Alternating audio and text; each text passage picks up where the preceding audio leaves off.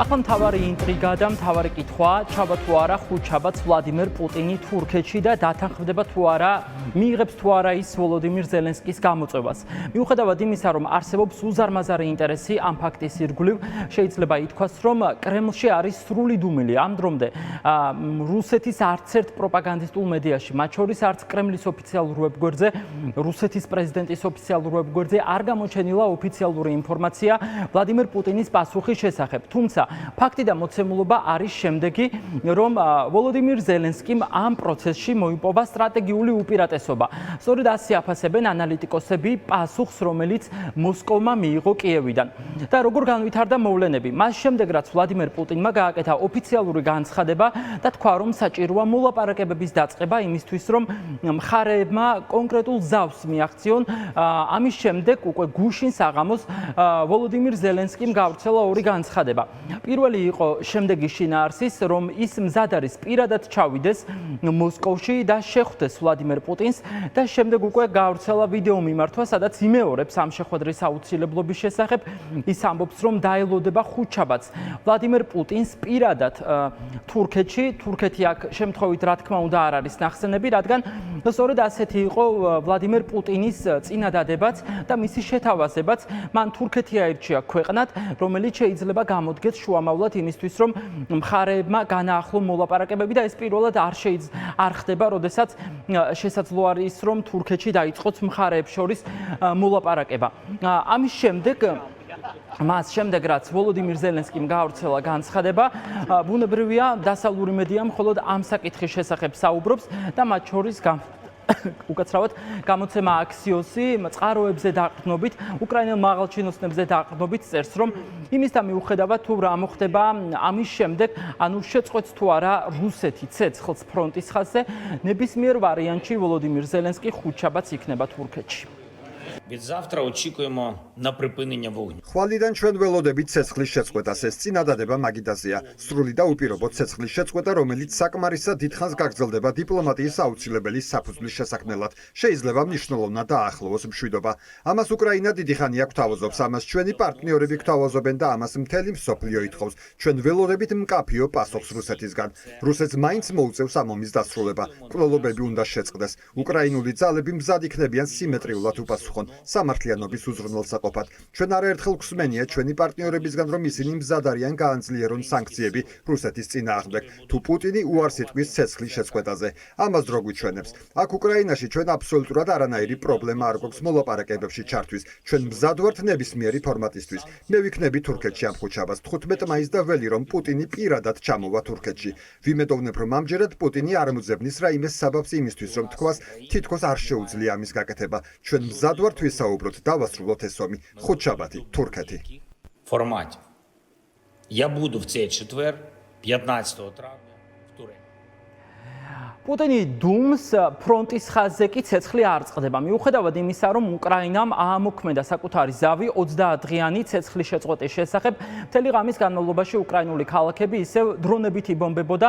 მსხვერპლის შესახებ ჯერჯერობით ინფორმაცია არ გავრცელებულა, თუმცა ფაქტი არის შემდეგი, რომ პუტინის გამარჯვების აღლუმის დასრულებისთანავე ცეცხლი ხელახლა გაიხსნა ფრონტზე რუსეთის არმიის მიერ. რა შეიძლება მოხდეს ამის შემდეგ? პუტინის ნდობა, რომ არ შეიძლება ამას ყველა ადასტურებს, მათ შორის დონალდ ტრამპიც, რომელიც ამ მოლაპარაკებების პროცესში პირადად იყო ჩართული. ის ამბობს, რომ მას აქვს ეჭვი, რომ პუტინს არ სურს ამ ომის დასრულება, თუმცა ჯერ კიდევ იქამდე, ვიდრე ვოლოდიმირ ზელენსკი გააკეთებდა საკუთარ განაცხადს, რომ ისაპირებს თურქეთში ჩასვლას, დონალდ ტრამპმა გაავრცელა განცხადება საკუთარ სოციალურ ქსელში, სადაც მან დაწერა შემდეგი რამ და მოუწოდა მხარეებს, რომ დაუყოვნებლივ გამართონ შეხვედრა.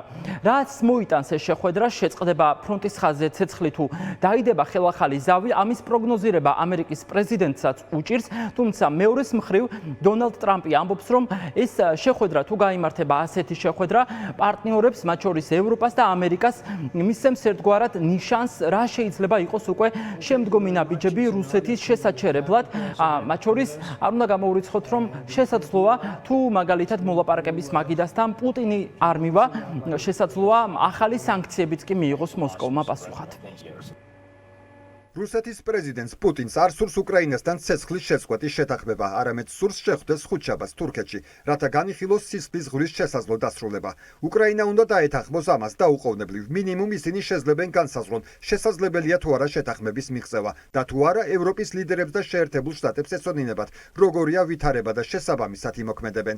მეჭვი მეპარება, რომ უკრაინა დადებს გარიგებას პუტინთან, რომელიც მეტისმეტად დაკავებულია მეორე მსოფლიო ომში გამარჯვების აღნიშვნით, რომელიც ვერ იქნებოდა მოპოვებული ამერიკის შეერთებული შტატების გარეშე. ჩაატარეთ შეხვედრა ახლავე. რა გეგმა აქვს ვლადიმერ პუტინს ეს რთული გამოსაცნობის სულაც არ არის და მათ შორის დასავლურ მედიაშიც აქტიურად წერენ, რომ მას სურდა დროის მოგება ამ პროცესში, რამე თუ ახლა დასავლეთი ყველანაირად ცდილობს, რომ რუსეთი აიძულოს ომის დასრულებისკენ. თუმცა მეორეს მხრივ გამოცემა ტაიმი მაგალითად წერს, რომ შეიცვალა პუტინის სიტყვები, თუმცა არ შეცვლილა მისი მიზნები და ტაიმის ინფორმაციით თუ ასეთი შეხვედრა გაიმართება თურქეთში და თუ დაიწყება ხელახალი მოლაპარაკებები რუსეთს და უკრაინას შორის, პუტინი შეიძლება ითქვას, რომ უკრაინის კაპიტულაციას მოითხოვს, როგორც ტაიმი წერს, ის მოითხოვს ცეცხლის შეწყვეტას საკუთარი პირობებით და რაც მთავარია, უკრაინული ოკუპირებული ქალაქების რუსეთის ფედერაციისთვის გადაცემას და მათ ამ ოკუპაციის ოფიციალურ დაკანონებას. რა აზრი აქვს მოლაპარაკებებს ცეცხლის შეწყვეტის გარეშე? ამ საკითხის შესახებ უკვე გერმანიაში საუბრობენ. ახალი კანცლერის აპარატმა პასუხი გასცა დონალდ ტრამპის ინიციატივას. ლოგიკურია, რომ ცეცხლის შეწყვეტა წინ უნდა უსწრებდეს ნებისმიერ სამშვიდობო მოლაპარაკებებს. ბოლო დროს განვითარებული მოვლენები აჩვენებს, თუ როგორ არ შეასრულა რუსეთის პრეზიდენტმა ვლადიმირ პუტინმა საკუთარი ცეცხლის შეწყვეტის დაპირებაც კი. ახლა ჩვენ გვჭირდება რეალური მზადყოფნის სანდო სიგნალი არა მხოლოდ მოლაპარაკებებში მონაწილეობის მისაღებად, არამედ მათგან შედეგების მისაღწევადაც. ახლა კიევში ვხედავთ ახალ ევროპულ სიმტკიცეს და ეს სიმტკიცე ასე უნდა გამოიხადოს მოქმედებაში. ხუთშაბათს სტამბოლში დაგეგმილ ნებისმიერ მოლაპარაკებებს ცეცხლის შეწყვეტის შეთანხმების გარეშე აზრი არ ექნება. ახლა უკვე ყველა ველოდებით პასუხს მოსკოვიდან. საინტერესოა, როგორი იქნება კრემლის ოფიციალური პოზიცია. ვოლოდიმირ ზელენსკი ელოდება იმასაც, რომ პუტინი შეიძლება ითქვას, რომ ახალ მიზეზებს მოიგონებს იმისთვის, რომ რაიმე ფორმით აარიდოს თავი მოსკოვში გამგზავრებისკენ. კიევში ამბობენ იმასაც, რომ მშვიდობაზე, ომის დასრულებაზე და ცეცხლის შეწყვეტაზე ლაპარაკს სხვასთან აზრი არ აქვს, თუ ამ მოლაპარაკების მაგიდასთან თავად პუტინი არიჯდება და სწორედ ამიტომ გამოთქვა ვოლოდიმირ ზელენსკიმ სურვილი, რომ ის თავად ჩავა თურქეთში მოლაპარაკების მაგიდასთან დასაჯდომად. დღევანდელი დღეც არანაკლებ მნიშვნელოვანია, რადგან როიტერის ინფორმაციით და ეს ინფორმაცია უკვე დაადასტურეს დიდ ბრიტანეთშიც, დღეს გაიმართება ევროპელი ლიდერების სამიტი, სადაც იმსჯელებენ სასანქციო პოლიტიკის შესახებ, იქ იმსჯელებენ მთელს იმ პროცესებზე, რომელიც ახლა მიდის რუსეთ-უკრაინის ომის პარალელურად და არ არის გამორიცხული, რომ შეიმუშაონ ალტერნატიული გეგმა. რას მოიმოქმედებენ იმ შემთხვევაში, თუ პუტინი ერთის მხრივ იტყვის პირისპირ ვოლოდიმირ ზელენსკისთან მოლაპარაკებაზე და მეორეს მხრივ მოსკოვი იტყვის უარს ფრონტზე ცეცხლის შეწყვეტაზე.